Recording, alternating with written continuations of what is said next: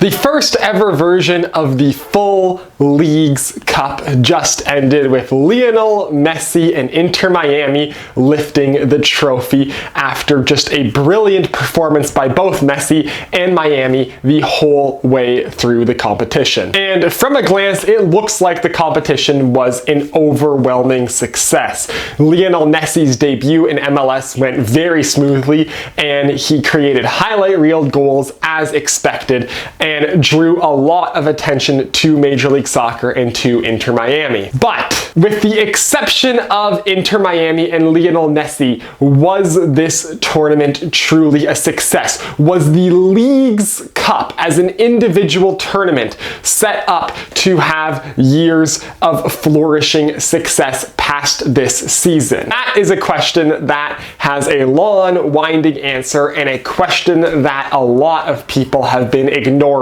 The Leagues Cup is supposed to be a yearly tournament with Liga MX and the MLS facing off head-to-head, and it is a tournament that has seen a lot of people looking down on it. You're taking a break out of both leagues' seasons to play a tournament entirely in the US with no Liga MX home games, and that disruptiveness to the season has rubbed a lot of fans the wrong way. And now here we are after the first edition, and without Lionel Messi, did this tournament really succeed? First off, let's look at the attendances of the teams in this tournament to answer this question. Starting off in the group stage, every team played 2 group stage games. The top-ranked MLS teams played 2 home games, the bottom half only played 1. Every MLS team was guaranteed a home match against a Liga MX team, and some MLS teams also got home matches against MLS teams. Now, throughout the group stage, of the 28 MLS teams that played in the group stage, LAFC of course had a bye to the knockout stage. 19 of the 28 MLS teams averaged lower attendances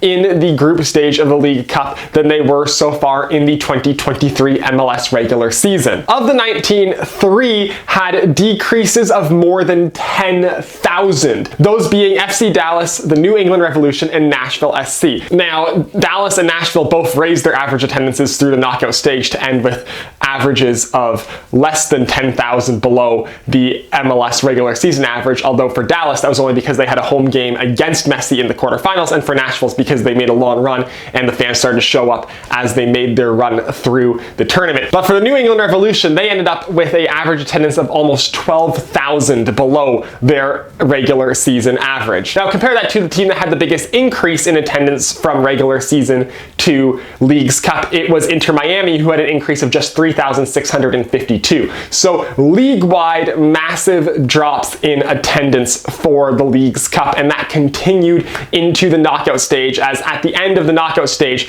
of the 29 MLS teams, 21 of them averaged lower attendances in the Leagues Cup than they did in the MLS regular season. So overall, the selling point of playing against Liga MX teams was not a huge selling point. Only the top elite Liga MX teams or InterMiami really caused teams to get larger attendances than their regular season MLS attendances. If you weren't playing one of either Miami with Messi or a Guadalajara, a Club America, a Cruz Azul, you weren't getting a higher attendance than you were getting in the MLS regular season. And to add to that, throughout this tournament, there were 4 matches of one Liga MX team playing just another Liga MX team, 2 in the group stage, 1 in the round of 32, and 1 in the round of 16. 3 of those 4 matches had attendances of less than 1,000. Those are games where you're losing money to have those teams in playing if that few people watching. Just absolutely embarrassing attendance figures. So with the exception of Messi and the top Liga MX teams,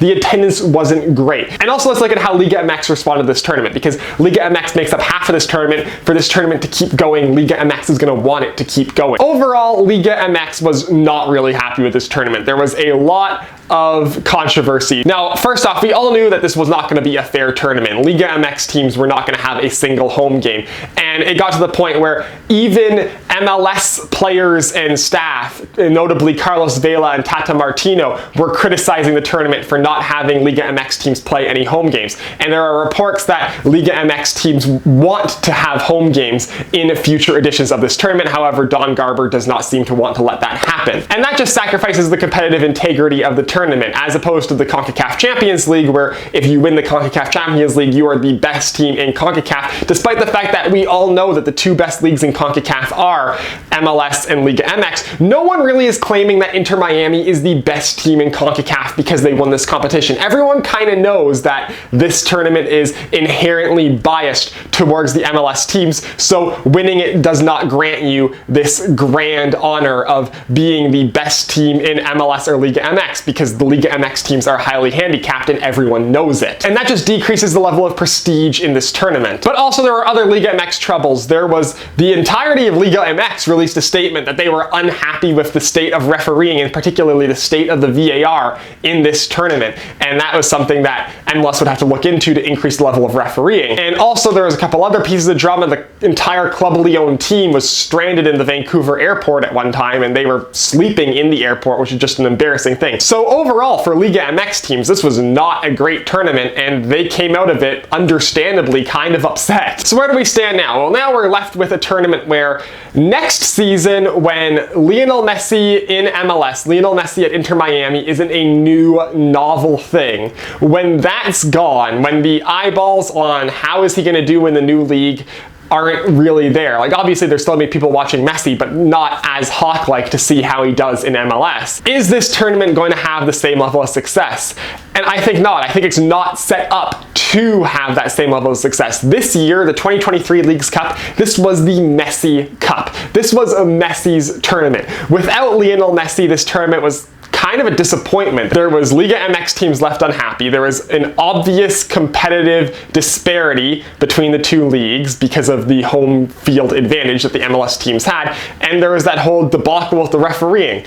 And all of that kind of took a backseat to the Lionel Messi show in this edition. But in future editions of this tournament, the competitive nature between the two leagues is going to take a front seat, and the Lionel Messi show is not going to drive the tournament anymore going forward. And so, just based off of the attendance numbers for this edition of the tournament, does this tournament have long-term success capabilities in this current form?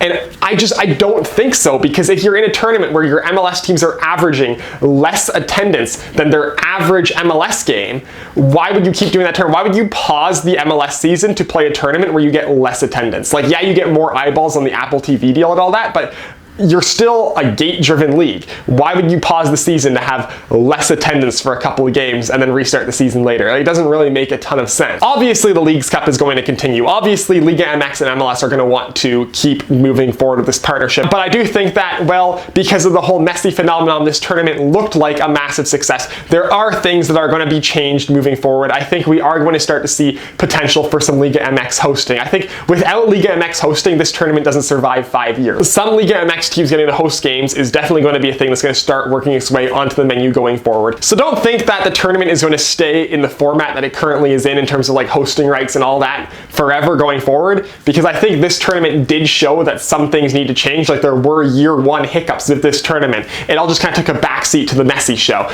but the hiccups are definitely there. And honestly, the Messi show is probably the best thing for that, because you allowed the hiccups to happen and not take the front seat and not like overwhelmingly create a negative atmosphere around the tournament. The Messi show allowed you to have those first year hiccups and not have them just completely ruin the reputation of this tournament. So you had the Messi show, you had your first year hiccups, now it's your chance to turn it around, make everything a lot more smooth, make it a lot more competitive of a competition between the two leagues, and then next year, without the debut of Messi overshadowing everything, you can put together a great competitive Leagues Cup and set up this tournament to be successful moving forward. That is for this video. As always, if you'd like to hit like, if you want to see more of my stuff, hit subscribe, follow me on Twitter, link is down below in the description, and I will see you next time.